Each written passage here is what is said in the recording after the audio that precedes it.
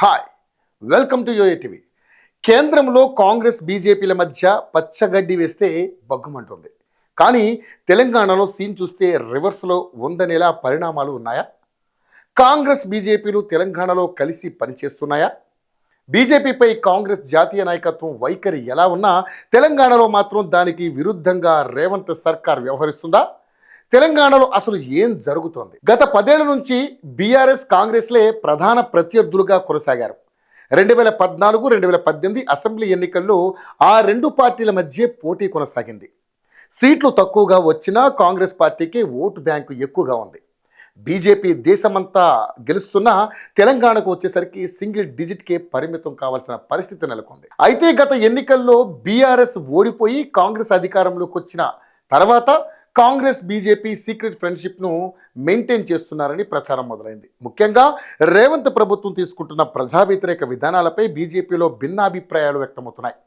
పైకి కాంగ్రెస్ బీజేపీ భిన్న ధృవాలుగా కనిపిస్తున్న ఈ రెండు పార్టీల టార్గెట్ బీఆర్ఎస్.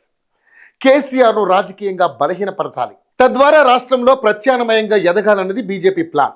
ఈ క్రమంలోనే కవితను అరెస్ట్ చేసి జైలుకు పంపింది.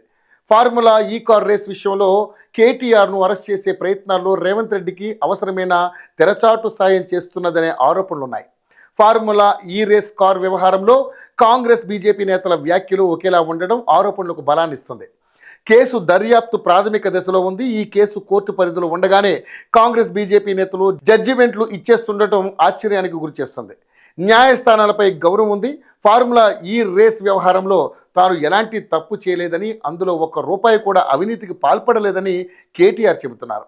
అసెంబ్లీలో దీనిపై చర్చ పెట్టాలని డిమాండ్ చేశారు. ఆ సమయంలో ప్రభుత్వం స్పందించలేదు.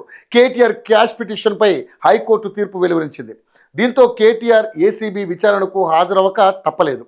కొంతమంది రాజకీయ దర్యాప్తు సంస్థల్లో పనిచేసిన వాళ్ళు కూడా ఈ కేసులో ప్రభుత్వం వ్యవహరిస్తున్న తీరు వల్ల పెట్టుబడులపై ప్రభావం ఉంటుందని అంటున్నారు. కోర్టులో జరగాల్సిన విచారణలను కాంగ్రెస్ మంత్రులే శిక్షల గురించి మాట్లాడుతుండగా బీజేపీ నేతలు అదే విధంగా మాట్లాడడం గమనార్హం. అంటే రాజకీయంగా భిన్నమైన సిద్ధాంతాలైనా బీఆర్ఎస్ను బలహీనపరచడానికి నాకు నువ్వు నీకు నేను అన్నట్లుగా నేతల వ్యాఖ్యలు ఉన్నాయి. తద్వారా బీఆర్ఎస్ రాజకీయంగా దెబ్బకొట్టాలని కాంగ్రెస్ బీజేపీ నేతలు చూస్తున్నారు. కాంగ్రెస్ అగ్రనాయకురాలు ఎంపీ ప్రియాంక గాంధీపై ఢిల్లీ బీజేపీ నేత రమేష్ బిధూరి చేసిన వివాదాస్పద వ్యాఖ్యలపై యూత్ కాంగ్రెస్ నేతలు ఈ నెల 8న నాంపల్లిలోని బీజేపీ రాష్ట్ర కార్యాలయం ముట్టడికి ప్రయత్నించారు.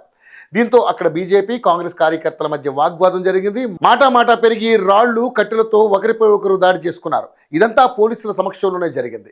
మంగళవారం ఉదయం నుంచి ఫార్ములా ఈ రేస్ వ్యవహారం వార్తల్లో ఉండగా మధ్యాహ్నం తర్వాత కాంగ్రెస్ వర్సెస్ బీజేపీ అంశం హఠాత్తుగా తెర మీదకి వచ్చింది.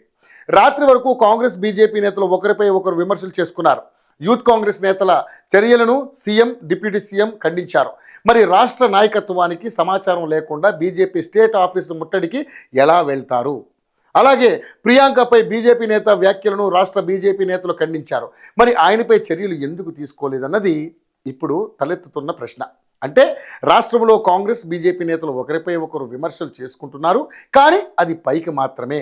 లోపల మాత్రం ఆ రెండు పార్టీల లక్ష్యం బీఆర్ఎస్ని రాజకీయంగా బలహీనపరచడం అన్నది ఇటీవల ఆ రెండు పార్టీల కార్యాచరణ, నేతల కామెంట్లు చూస్తే ఇట్టే తెలిసిపోతుంది.